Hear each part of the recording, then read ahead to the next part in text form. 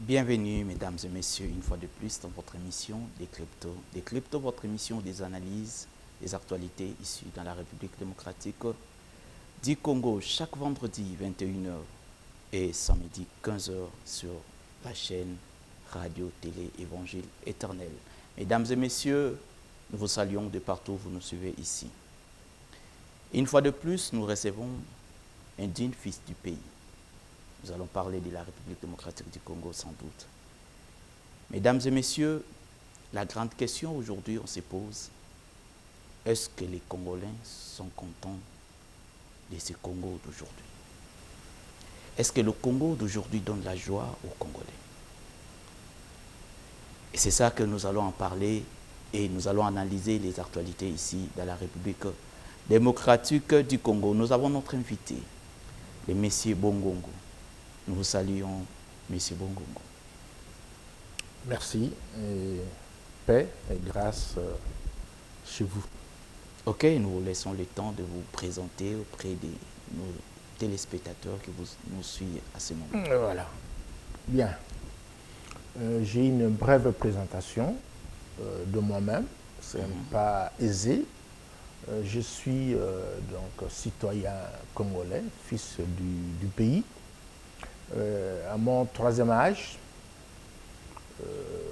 je suis à la retraite au plan professionnel, mais retraite ne signifie pas que j'ai rangé mon arsenal. Donc je continue à réfléchir, je continue à analyser et je me donne aujourd'hui le plaisir, l'honneur de partager avec vous et avec vos téléspectateurs mes réflexions en rapport avec le sujet qui vous préoccupe, qui nous préoccupe tous. Congolais, sommes-nous contents? Congolais, sommes-nous fiers? Donc l'homme qui est devant vous est un homme, je dirais en un mot, honteux.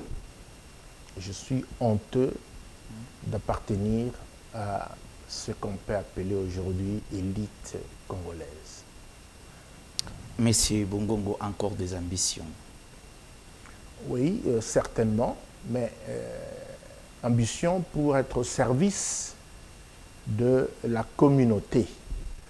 Je suis chrétien, catholique, laïque, engagé, et je considère que tant que Dieu créateur me donne le souffle, tant qu'il me donne l'énergie, tant qu'il me donne l'intelligence, tant qu'il me donne de la sagesse, eh bien, dans mon statut d'ancien, parce que je suis un ancien, je peux et je dois encore servir.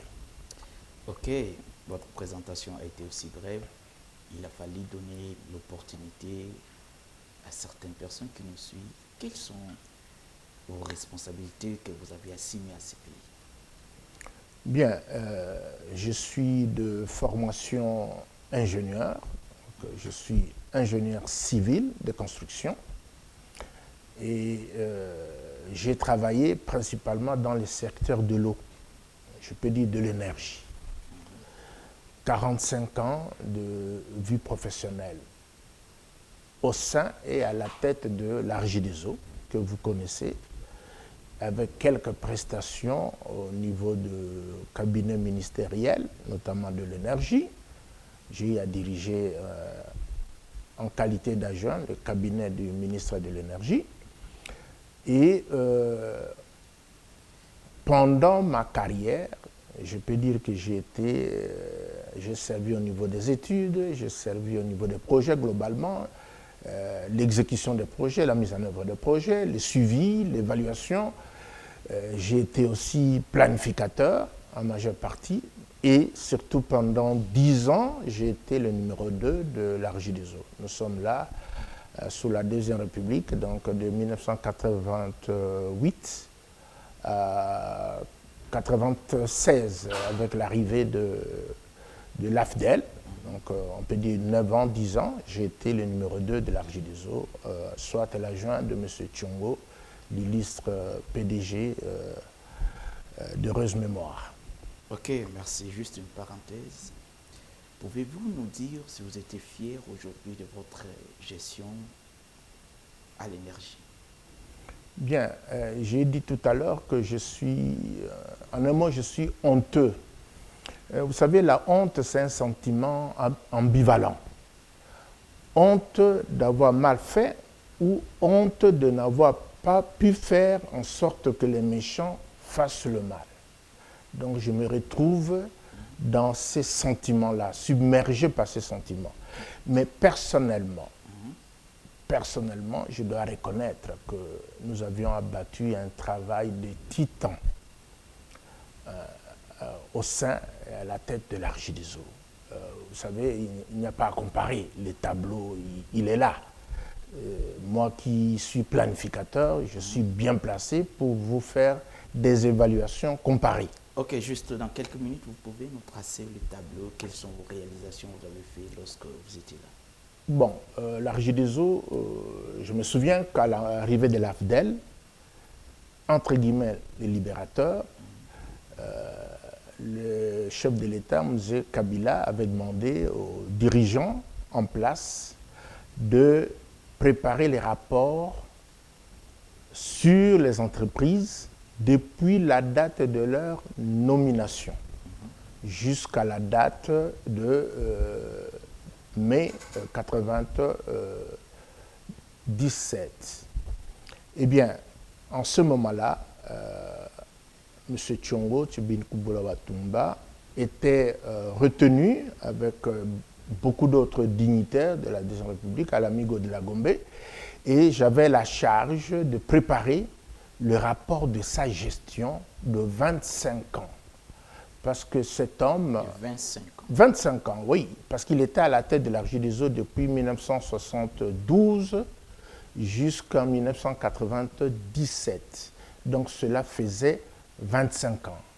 J'ai eu la chance de faire équipe duo avec un homme, je peux aujourd'hui le dire, sans crainte d'être contredit, que c'était le meilleur PDG d'entreprise publique pendant le régime Mobutu.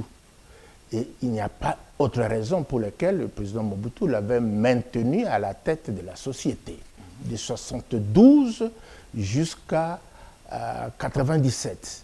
Eh bien, quand j'ai préparé ce rapport avec les collègues membres du comité de gestion, il était relevé, et je pense que le directeur des cabinets adjoint de M. Kabila à l'époque, c'était Emile Kanengele, il peut témoigner.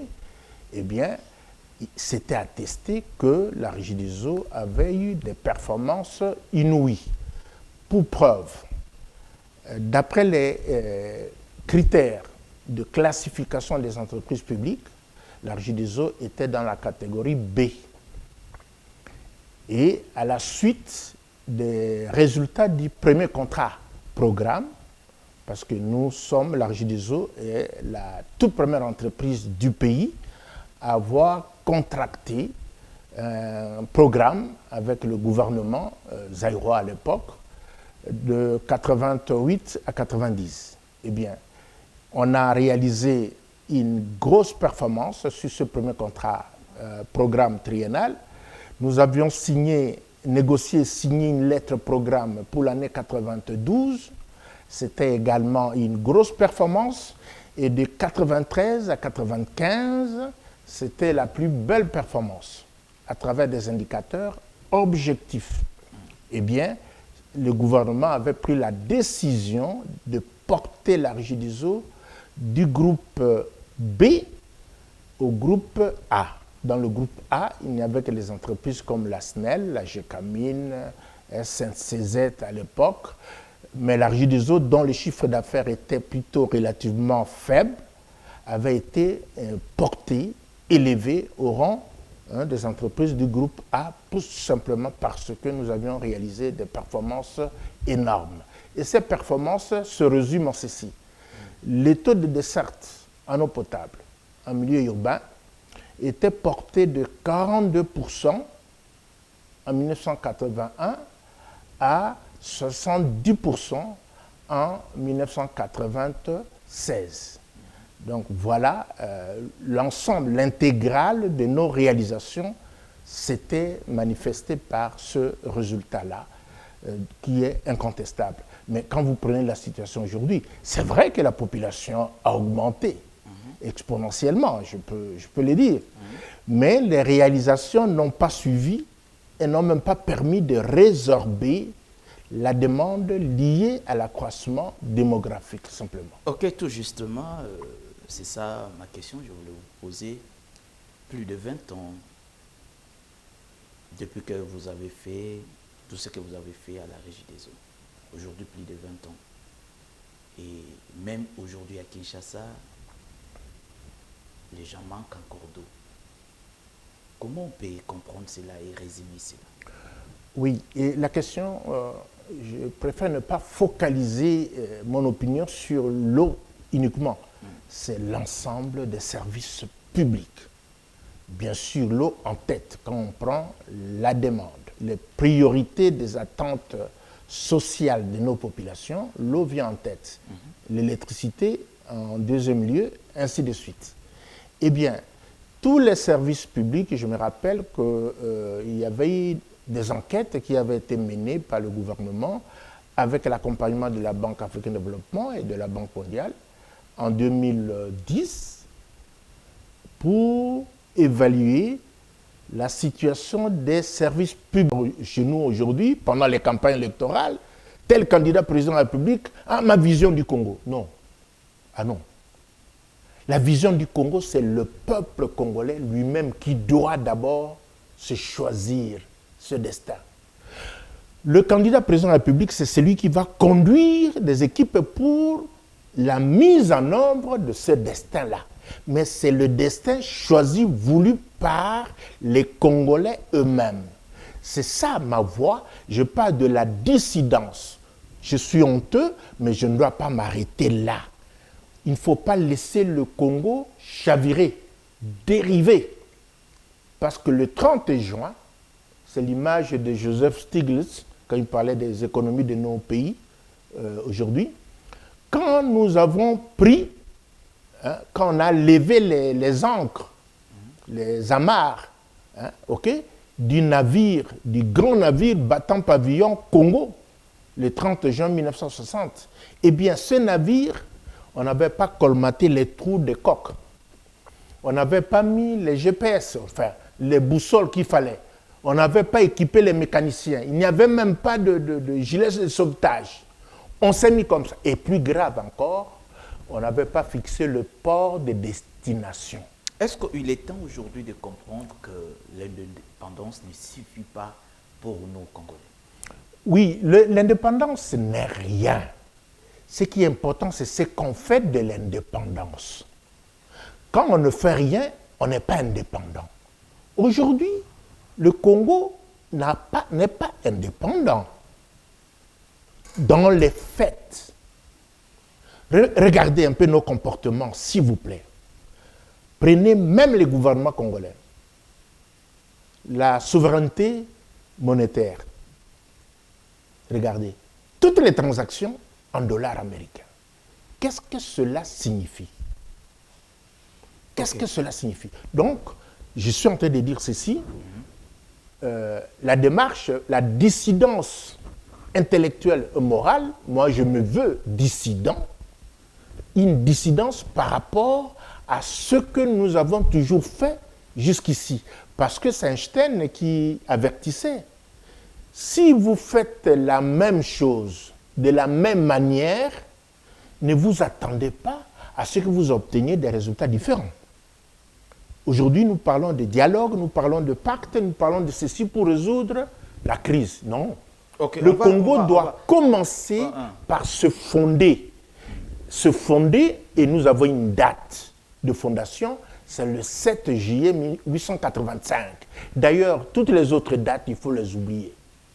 Comment ça? Puisque le Congo qui a été fondé, proclamé le 7 juillet à Vivi, notre première capitale, 1885, ce Congo a été dessiné, voulu par les Belges, exclusivement. D'ailleurs, prenez la loi fondamentale de 1960, à l'accession du pays à l'indépendance. Nous avions, non pas une constitution, mais la loi fondamentale. Mais qui a préparé la loi fondamentale? C'est le Parlement belge. Et dans ce Parlement belge, il n'y avait pas un sujet de la colonie du Congo qui siégeait. Donc, c'est exclusivement la loi fondamentale, c'est-à-dire la Constitution la première, a été préparée par les Belges, sans consulter les Congolais. Et pour preuve, prenez même les textes actuels. J'ai suivi un compatriote qui était en procès avec une banque commerciale. Il a gagné, il invoquait un décret royal. Dernièrement, un ministre provincial a lancé un communiqué, une décision en rapport avec l'exposition des malades à des places comme Kintambo, Magasin, etc. Lisez ce message. Vous trouverez qu'il invoque une disposition d'un décret royal.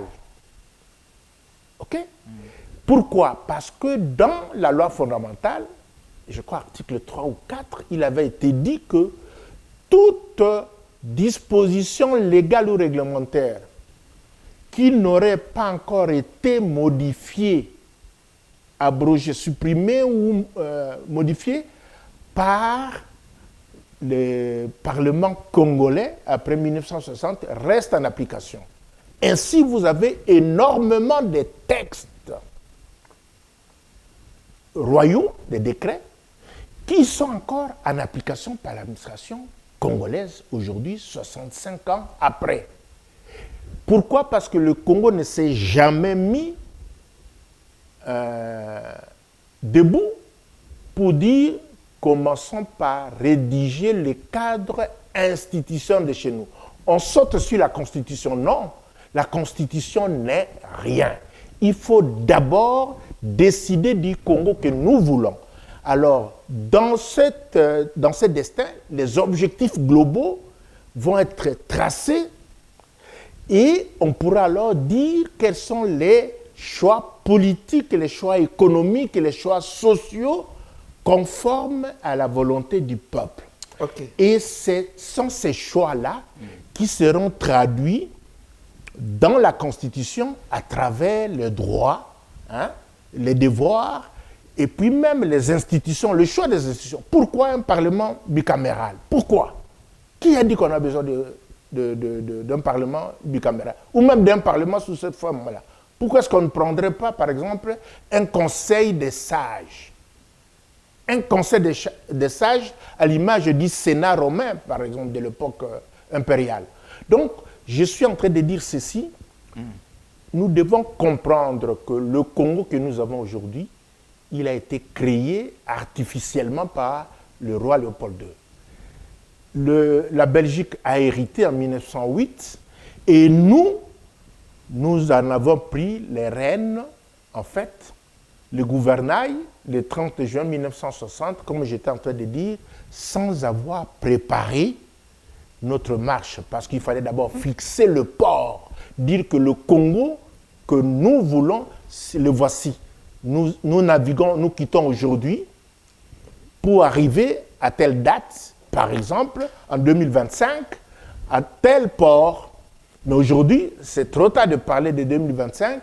Moi, je propose le port de 2085, c'est-à-dire la date, l'année où le Congo sera bicentenaire. Ça devrait être ce Congo-là que nous devons fonder, que nous devons dessiner et mettre en place des textes constitutionnels, c'est-à-dire les institutions qui nous permettent d'atteindre, de pouvoir réaliser ce Congo-là. Aujourd'hui, même si on injecte, Prince, 100 milliards chaque année pour construire les infrastructures, eau, électricité, voirie, route, assainissement, etc., eh bien, le Congo, notre Congo, institutionnellement, avec le cadre institutionnel global que nous avons, nous ne pourrons jamais consommer plus de 10 milliards chaque année. Nous sommes incapables de conduire des chantiers suivant les règles de l'art qui puissent absorber plus de 5 milliards aujourd'hui. C'est pourquoi, sans exagérer, je dis 10 milliards par an, nous sommes incapables aujourd'hui.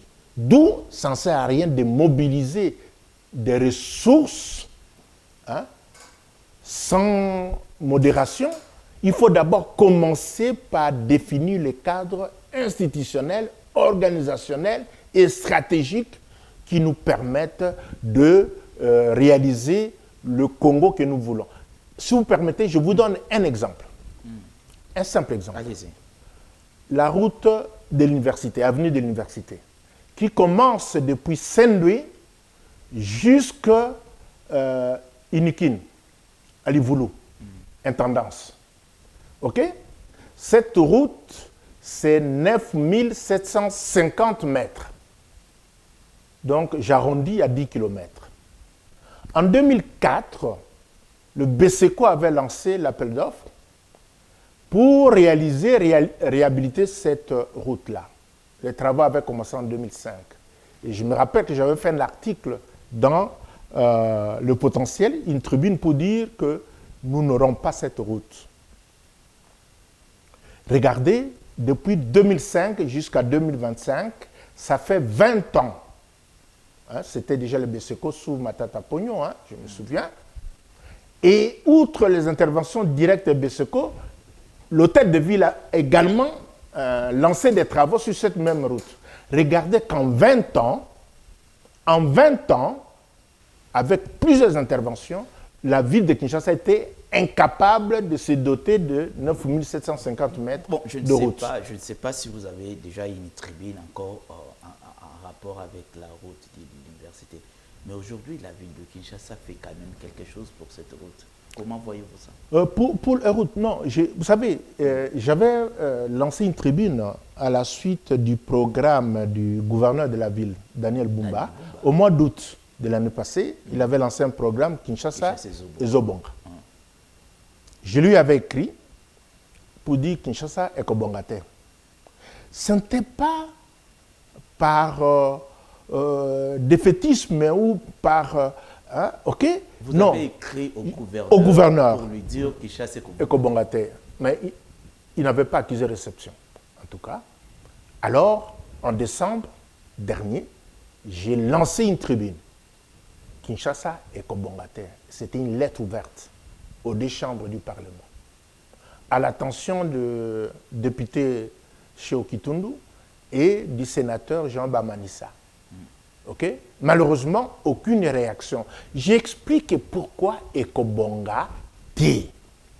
C'est un chantier, Kinshasa, c'est un chantier gargantuesque. Vous savez, ce n'est pas que les gens n'ont pas la bonne volonté, non, mais ils ne mesurent pas l'étendue, la profondeur, la largeur du chantier. Pour un tel chantier, il faut une organisation adaptée. On n'a pas d'organisation. Regardez rien que la question de l'assainissement de la ville. Quelles sont les structures? J'ai vu Raskin, ok? Aujourd'hui, il y a des brigades. Oui, non. Écoutez, non, ça ne se fait pas comme ça. J'avais fait la remarque d'ailleurs au ministère de l'Environnement, lors des États généraux du portefeuille et même lors de Expo Béton l'année passée, pour dire le Congo devra changer de logiciel. Vous savez, aujourd'hui, à l'extérieur, c'est quoi? Le ministère de l'Environnement. C'est l'environnement qui a la charge de l'assainissement. Eh bien, le ministère de l'Environnement, son leitmotiv, c'est Congo, pays solution. Est-ce que c'est normal? Moi, j'ai dit c'est risible. C'est ridicule même, excusez-moi. C'est ridicule d'aller à travers le monde fanfaronner pour dire que nous sommes pays solution pour l'humanité, pendant que nous-mêmes, nous sommes incapables d'apporter des moindres mesures d'assainissement à nos populations. C'est un chantier qui dépasse les capacités organisationnelles, institutionnelles de la ville de Kinshasa. La ville de Kinshasa mérite un gouvernement, pas 10 ministres, mais il y a s'il une vous plaît. implication du gouvernement central. Non, non, ça c'est la mauvaise chose qu'il faut. Ah bon? Ah oui, qu'est-ce que le gouvernement central, le ministère de l'Environnement fait pour l'assainissement de la ville de Kinshasa? J'avais conduit une étude institutionnelle en 2016-2017. Après moi, il y a eu même un atelier avec les partenaires techniques et financiers du gouvernement pour dire voici la question de l'assainissement. Pour la prendre en charge, il faut l'ériger même en cause nationale majeure. Il faut un cadre institutionnel. Il y a même des textes qui ont été préparés, adoptés. Mais jusqu'aujourd'hui, quand on demande de l'assainissement à Kinshasa, on parle de Raskin. Ah non. OK? Raskin ne voit qu'une seule ou deux, trois composantes, pas plus. L'assainissement, c'est plus complexe, s'il vous plaît. La lutte anti-érosive, c'est toujours dans l'assainissement. La gestion des déchets solides, déchets liquides, les déchets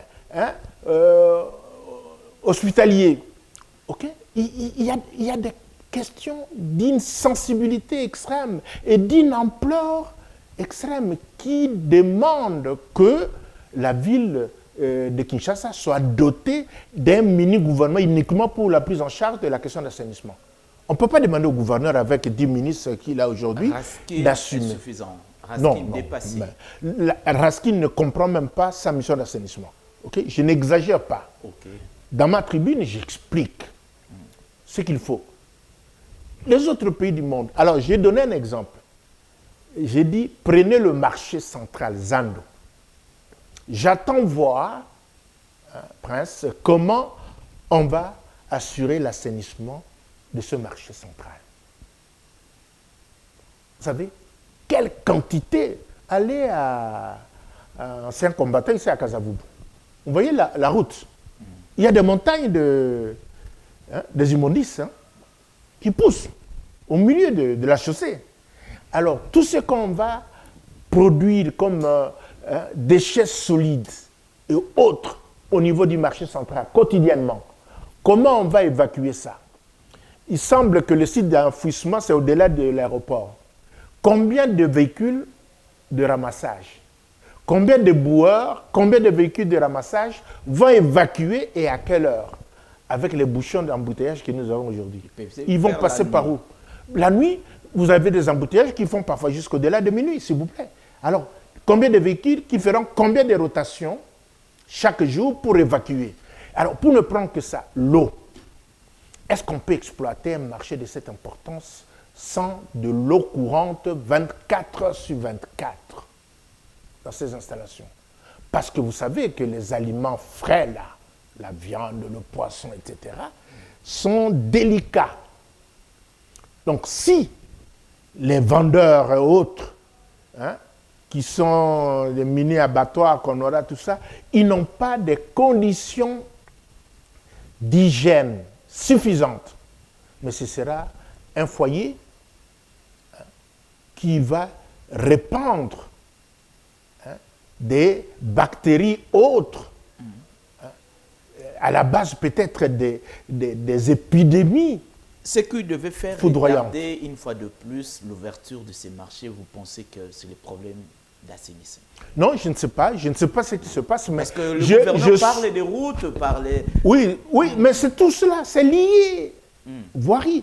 Mais je préfère qu'on ne prenne pas le risque, par exemple, d'ouvrir, d'exploiter ce marché dans les conditions actuelles. Si on n'a pas résolu le problème d'assainissement, préalablement, s'il vous plaît, on risque de nous exposer.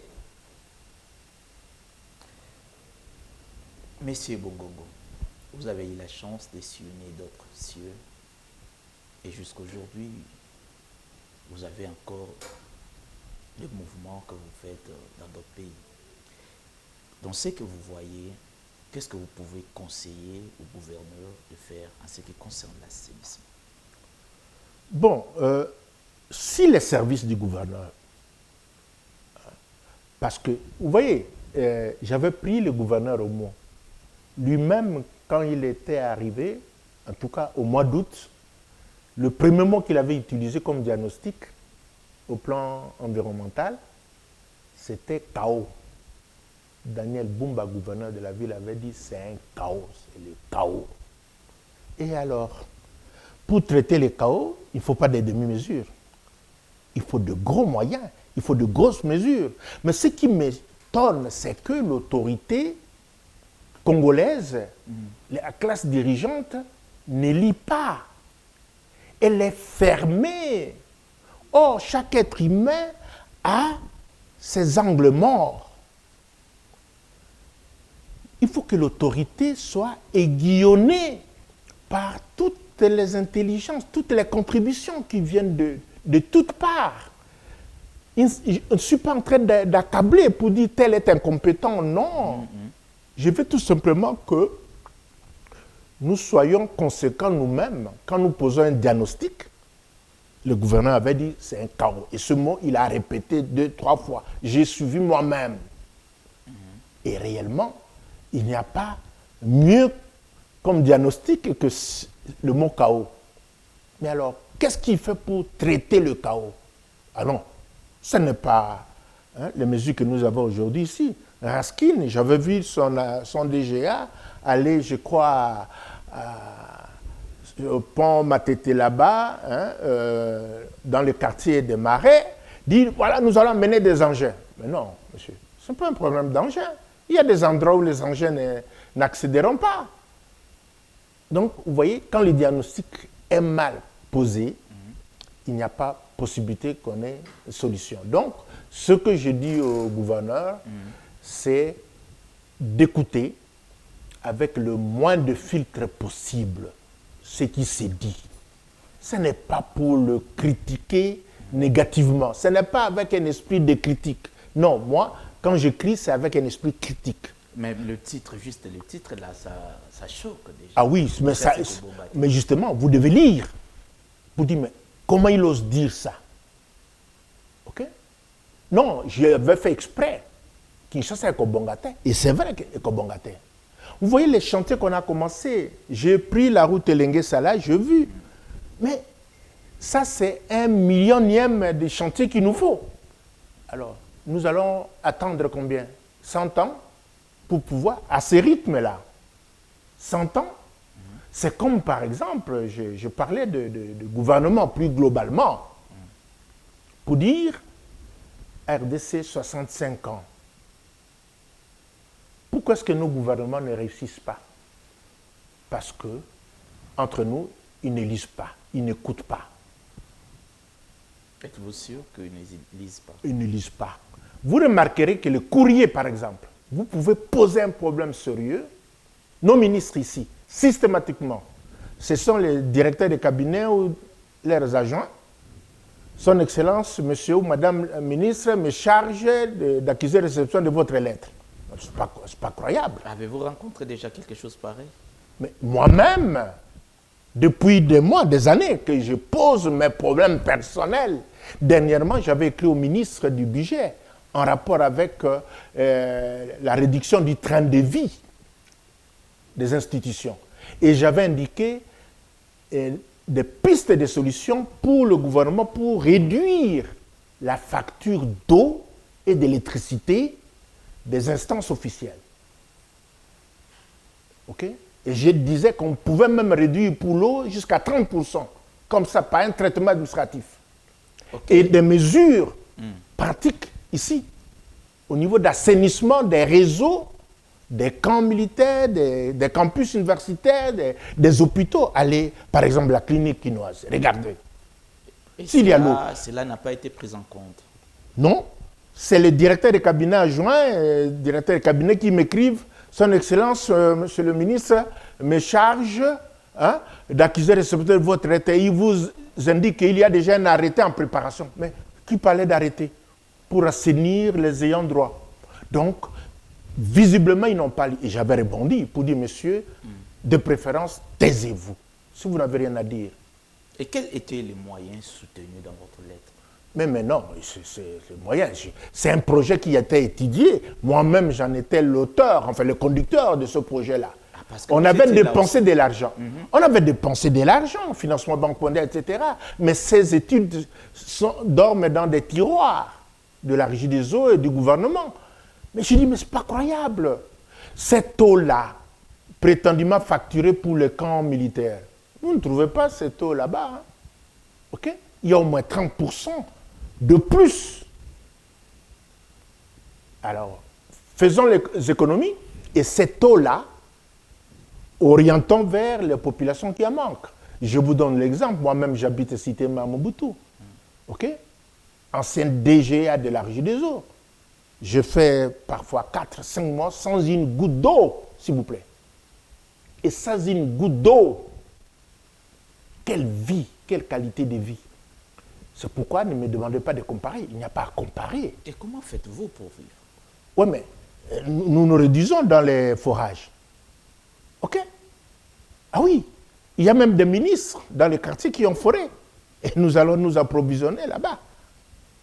Bon, la qualité, on essaye de gérer. Voilà. Donc, je suis en train de dire ceci. Il faut que les gouvernants s'ouvrent, qu'ils apprennent à lire. D'ailleurs, c'est une maladie, je l'ai dit, c'est nous tous, les élites, entre guillemets. Hein.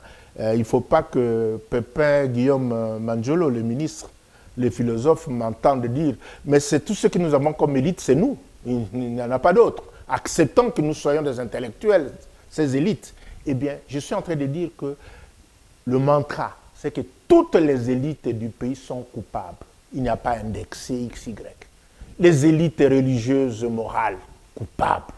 Les élites politiques, économiques, administratives, scientifiques, techniques, artistiques, je dis intellectuelles, tous nous sommes coupables de l'échec du Congo. Alors, mettons-nous en mouvement. Et c'est ça l'essence du mouvement que je suggère. Masada. Donc, plus jamais notre Congo tombera. Et fondons ce Congo-là. Ouvrons un grand chantier de réflexion. J'avais appelé ça grand débat national novateur. Okay. Pour la construction d'un Congo moderne. Et je disais, si le président de la République adhère à ça, nous pouvons conduire la chose jusqu'au bout, toutes les forces du pays, et demain l'histoire retiendra que c'est l'Ata Congo. Vous savez, la Turquie moderne, Atatürk, c'est un homme qui s'est levé et dit non, nous modernisons la Turquie. C'était parti. Nous, aujourd'hui, nous pouvons aussi dire, nous voulons notre Congo à nous, qui puisse nous appartenir en propre. Parce que je fais un clin d'œil à Maître Banza, hein, Gabriel, qui est professeur aussi d'ailleurs à l'université de Lubumbashi, eh bien, qui avait fait une thèse pour dire, je crois que c'est le Soft qui avait repris des extraits, pour dire que le Congo ne nous appartiendrait pas en propre. Nous ne l'avons jamais eu. Alors, arrêtons de pleurer sur les laits renversés. Mettons en place une task force. Je proposais dans une des tribunes, on appelle Maître Banza, hein, Malale, ou Malale, je crois, Gabriel. Vous allez nous aider à préparer cette task force. Nous allons approcher les 14 puissances qui étaient présentes à Berlin pour leur demander à quelles conditions elles acceptent de nous céder le Congo, que désormais le Congo nous appartienne en propre. Ça, c'est un débat. Il faut mettre ça sur la table. Jusqu'aujourd'hui, le Congo appartient à ces 14 puissances. Maître Banza, ah oui, on n'est pas loin. Hein? Et vous trouvez toutes ces puissances-là. D'ailleurs, quand les gens disent non, si les États-Unis font ça, les Européens, allez par exemple en Russie. La Russie était aussi présente parmi les 14 puissances. Attention, est-ce que nous savons ce que nous voulons? Nous ne savons pas. Donc, moi, je propose que nous nous mettions en place cette task force. Je peux préparer les termes de référence. Ce mouvement-là, il sera transgénérationnel. Il ne faut pas dire c'est les vieux, c'est les anciens, non. Toutes les générations comprennent les meilleurs fils et filles du pays de toute génération-là. Ok. On doit les identifier. Ils existent. Ok. Là, vous parlez de forage qui vous permet quand même de vivre dans vos coins parce qu'il n'y a pas d'eau potable. Est-ce que, quand vous regardez l'idée qu'a lancée le ministre Nicolas Kazadi des forages, l'idée était bonne, mauvaise, bien qu'aujourd'hui les Congolais n'ont pas ces forages, mais dans l'ensemble, comment voyez-vous cette idée? Oui, non, le problème, je suis ingénieur, j'ai lancé aussi une tribune. J'avais lancé une tribune, In Illo Tempore Non Suspecto, en rapport avec le dossier forage. L'idée, ce n'est pas Nicolas Kazadi qui avait lancé le forage. Il n'y est pour rien. OK? Nicolas Kazadi, non. C'est Guy Mikulu, ministre du Développement rural, avant François Roubota. OK? Le contrat a été négocié, signé par Guy Mikulu. Et en marge même de la loi sur l'eau, parce que le ministère du Développement rural a créé un service national d'hydraulique rurale érigé en établissement. Non, la loi sur l'eau ne prévoit pas dans ses attributions ce service-là. Un office, non. C'est mal conçu. Et alors, les forages, ce n'est pas un système, c'est un abus de langage. On devait plutôt parler de mini-système de distribution d'eau ou d'adduction d'eau. Ce n'est pas le forage, parce que vous ne trouvez pas de forage partout. Il y a des endroits où, enfin, vous ne trouvez pas des ressources d'eau souterraine partout en quantité suffisante. Alors vous allez dire quoi? Ces villages n'ont pas... Écoutez, qu'est-ce que cela représente? Cette idée, c'était quoi? 1000 localités sur les 85 000 localités du pays. Qu'est-ce que ça signifie? C'est une goutte d'eau, s'il vous plaît. Et quand vous lisez, ce contrat n'avait pas de contenu. Le contrat est censé même n'avoir jamais existé. Et personnellement, j'avais analysé, chaque mini-système pouvait coûter en moyenne 62 900 dollars au lieu de 400 000. En moyenne, 62 000. Au lieu de 400 000. Oui, j'ai écrit dans la tribune. Et j'avais mis en cause justement le ministère du Développement rural. On n'aurait pas dû signer, négocier. Quand vous prenez même ce contrat, il n'y a rien, il n'y a pas de soubassement, il n'y a même pas de dossier technique. Vous n'avez même pas de sites. On n'a pas désigné les sites. On n'a pas choisi les sites. Et vous dites qu'on va forer. Ce n'est pas possible. Donc non, moi j'avais même dans ma tribune proposé qu'on attribue à Nicolas Kazadi, ministre des Finances, un prix. Comment ça? Oui, de lanceur d'alerte. Ah oui, sans Nicolas Kazadi, ce dossier n'aurait jamais été connu de nous tous. C'est lui qui a lancé l'alerte en quelque sorte. Condamné par tous les Congolais. Ah oui, moi j'ai demandé, à l'époque, j'ai demandé même qu'on crée un jury populaire, pénal. Et j'étais candidat juré dans ce jury-là. Non, vous savez, la clameur publique congolaise est assassine. Elle est impitoyable. Elle est insatiable. Et là, il faut dire vraiment que l'IGF ne nous a pas rendu un bon service. Okay? La publicité autour de ces rapports a été quelque chose de néfaste pour la marche de la chose publique. Parce qu'aujourd'hui, on confond détournement, vol, tout ça. OK? Quand les juristes vous prennent, non, une fois que l'argent quitte tel compte pour aller dans tel compte, c'est un détournement.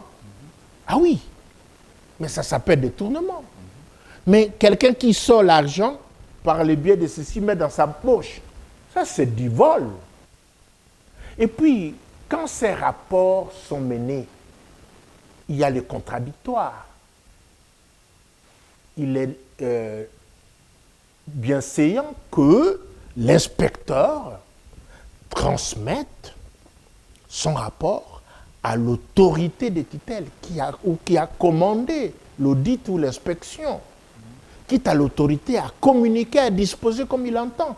Mais ces messages, bon, politiquement, un certain contexte, c'était peut-être positif, mais malheureusement, moi j'ai dit, j'avais écrit une tribune pour dire « libérons provisoirement Caméré ».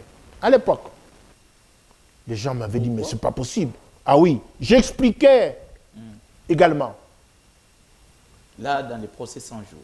Ah oui, j'expliquais. D'ailleurs, ce n'était même pas un procès 100 jours, parce que le procès, c'était logement préfabriqué, là. Hein? On n'a pas eu de procès sur tous les programmes 100 jours. Non. J'avais proposé plutôt qu'on crée une prison. J'avais sollicité même qu'on mette à ma disposition de l'argent pour qu'en Boulambemba, j'érige une prison. Il y a déjà un problème avec Moutamba dans la construction de prisons. Non, une prison, là, je disais qu'on nous enfermait tous, nous, anciens dirigeants, avec un calepin, et puis un paquet de stylos, sans téléphone. On dit, monsieur, vous êtes présumé détourneur ou voleur, vous qui avez occupé des postes de responsabilité. Nous vous enfermons dans cette prison haute sécurité. Faites la déclaration pour dire que vous restituez à l'État propriétaire son dû. OK? Vous remplissez, en un jour, vous pouvez sortir, vous rentrez. OK? Tout le monde peut sortir, et puis maintenant, on prend le dossier. Et ça, c'était le procès que j'avais proposé, la formule. À l'époque, je disais, fait le cardinal Mosengo, Monseigneur Marini, Bondo, pouvaient être nos confesseurs là. Mais attention, monsieur, vous avez fait la déclaration. Si demain, les dénonciations, les lanceurs d'alerte, on ouvre, arrivent à démontrer que vous avez caché une partie des biens de l'État, eh bien, on va vous arracher. Parce que je proposais même qu'on laisse une quotité à ceux-là. Vous savez, même en Russie, ici, tout ça, on a connu les oligarques, tout ça. À un moment donné, il faut quand même arrêter. Donc, moi, j'ai des tribunes, j'avais dit même qu'on a cassé du sucre sur le dos de Matata, pour cette histoire de Boukan Alonso. Il y a des termes appropriés. OK? C'est osé, je sais. Que vraiment, c'est osé ce que je fais. Mais je considère que la clameur publique n'a pas le droit de tuer les fils et les filles du pays. Mieux vaut c'est hasarder à innocenter un coupable que condamner un innocent. Est-ce que vous ne défendez pas les détournements? Non, pas du tout. Pas du tout, parce que, dis-moi, les détournements, puisque vous avez jugé quelques-uns ou autres, tous, où sont les milliards réputés détournés? Où sont-ils? Vous savez, c'est un champ difficile. Je lisais encore Pierre Péan en France.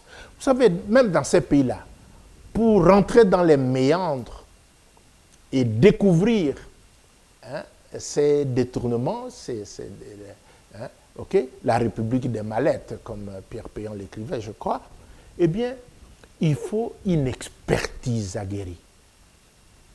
Et personnellement, je crois que je suis dans cette rare expertise nationale. Et donc, quand je parle, je dis, ça c'est des pécadilles. c'est des peccadilles. Et j'en parle en connaissance de cause, parce que l'Afrique, nous avons cette culture-là. Vous aviez suivi le président algérien, l'ancien président Bouteflika, quand, dans son procès-là, on a appelé des anciens premiers ministres. C'est ça l'Afrique. Ah non, tous, ils ont dit qu'ils plaidaient non coupables. Pourquoi? Parce que le pouvoir exécutif, toutes les décisions, c'était le président. Le pouvoir judiciaire, c'était le président Bouteflika. Le pouvoir législatif, c'était toujours le président Bouteflika.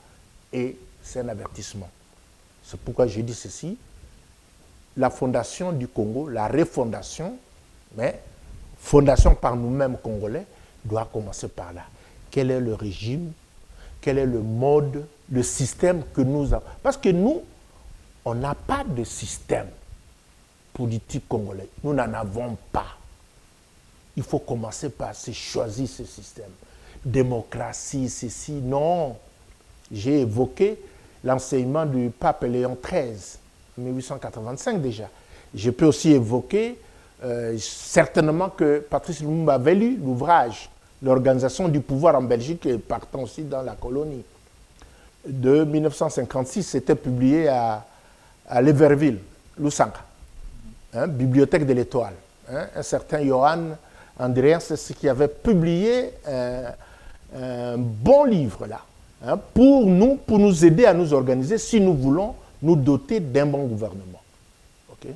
Eh bien, un casting idéal. Le chef de l'État, c'est là où toute la charge lui incombe. C'est lui qui doit corriger cette maladie-là du casting. Le casting, le chef de l'État n'a pas besoin d'un premier ministre accommodant, non. Il a besoin d'un homme ou d'une femme à poigne, de mission. C'est pour des missions. Il ne doit pas être accommodant, bien pour l'humeur du chef, non. D'ailleurs, pour son premier gouvernement, moi, j'étais parmi les rares à dire tout haut que le profil qui convenait à cette époque-là, c'était Albert Youma comme Premier ministre. Je l'avais dit. On ne m'a pas écouté. Aujourd'hui, le chef de l'État doit dire « j'ai besoin d'un Premier ministre ou d'une Première ministre ». C'est qui? C'est Joseph ou Joséphine. Vous savez, le pharaon, quand il avait connu la famine en Égypte, quand les populations venaient, ils disaient « allez à Joseph ». Le chef ne doit pas recevoir ça. Oh, non, non, non. Le chef ne doit pas ça. Il doit choisir son Joseph ou sa Joséphine. En parlant de Albert Youma, oui. Mais c'était à PPRD de choisir qui être le Premier ministre parce que à ce moment-là, oui, tout à fait. Mais il était, lui, il était... C'est qui avait la majorité. Oui, oui, tout à fait. Bon, mais je ne sais pas. Ce n'était pas à lui de choisir. Non, le chef de l'État. Non, le chef de l'État avait un mot. Il n'était pas obligé d'accepter tout celui... Ah non, attention. C'est le FCC qui proposait les noms. Oui, proposé au chef de l'État. Mais en tout cas, Youma aussi, le nom était cité, hein. Mais je ne sais pas, est-ce que c'est ça la clameur? Ah, Youma, Moyibi, Youma, c'est ça. Cette clameur-là est dangereuse. Vous savez, quand je prends l'histoire des entreprises publiques, c'est la seule, depuis qu'on avait lancé les réformes des entreprises publiques du portefeuille de l'État, il n'y a que la GECAMIN que le président Kabila avait sorti du bateau Tondor parce que, d'après les partenaires financiers importants, on devait fermer la GECAMIN. Okay? Privatiser complètement. Je crois que c'était là aussi un entêtement un peu de l'homme Kabila. Hein? Et, curieusement, puisque GECAMIN était sorti, GECAMIN, aujourd'hui, par la suite, on a parlé Bayibi, 200 millions, 400 millions, 600 millions. Mais est-ce qu'on peut voler 200 millions dans une entreprise en ruine où il n'y a rien? Non. Ça veut dire quoi? C'est-à-dire que la GECAMIN a pu quand même redresser le front. Mais les autres entreprises, sous le bateau Tondor du Copirep, eh bien, ont été euthanasiées. Juste par cette réalisation, il fallait élevé Albert Youm à ce Ah non, poste? pas du tout, pas du tout. Je connaissais l'homme. C'est un ancien DGA de ITEX Africa. Je suivais, c'est un homme de conviction. Vous savez, il faut un homme qui sait se lancer des défis à lui-même. OK?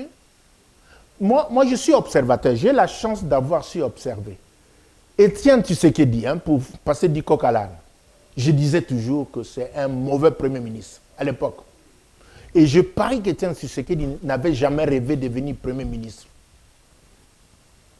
Lui, il rêvait de devenir président de la République. Là, vous aurez des problèmes avec l'IDPS. Ah non, pas du tout. Tshisekedi voulait devenir, il rêvait de devenir président de la République. Le changement, ce n'est pas un Premier ministre qui change. L'impulsion du changement, c'est le président de la République. Pour lui, c'était remplacer Mobutu. C'était clair. Mais la mouvance de la conférence nationale souveraine de Fouloir, OK, on l'a entraîné au Premier ministre, parce que les gens voulaient aussi entrer au gouvernement. Mais quand vous observez bien, Étienne Tshisekedi, son profil, c'était le profil d'un président de la République. Il n'avait pas le profil de Premier ministre. Donc, lorsqu'il est arrivé là, il voulait prendre la place de Mobutu. Non, mais c'est normal. Il avait fait l'opposition, c'était pour renverser le régime. Mais quoi qu'est-ce que vous voulez? D'ailleurs, quand on dit Mobutu 32 ans, est-ce que Mobutu a dirigé pendant 32 ans? Qu'est-ce qu'on raconte? Mobutu, son pouvoir s'est arrêté avec la conférence nationale souveraine. Vous savez, prenez Crispin Moulumba Lukoji, Premier ministre, il avait plein de pouvoir. OK? Ah oui, Moulumba Lukoji décidait, il nommait les mandataires au Conseil des ministres, il envoyait les textes des ordonnances à Gbadolité, Mobutu signait. Okay. Cette torpeur-là est commencée parce que si nous ne commençons pas aujourd'hui, nous n'atteindrons pas 2030 avant qu'un tsunami ait dévalé sur la ville. Merci beaucoup pour répondre à notre invitation. Juste vos derniers mots en 2-3 minutes. Oui, dernier mot, je voudrais l'adresser aux dirigeants, mais surtout à mes compatriotes du troisième âge. Élite religieuse, morale, intellectuelle, technique, artistique, administrative, économique. Toutes élites donc. Nous, anciens, levons-nous. S'il faut tenir une canne, levons-nous. Engageons des échanges pour suggérer à l'autorité des voix. Arrêtons de regarder au bout du nez. Pour ceux qui ont la Bible version catholique, par exemple la Bible de Jérusalem, je leur suggère de regarder, de lire le livre de Maccabée. Deuxième livre de Maccabée, ou Martyrs d'Israël, chapitre 6, 18 à 31 versets, l'exemple de Éléazar. Okay. Éléazar, c'est un exemple de noblesse et un mémorial de vertu.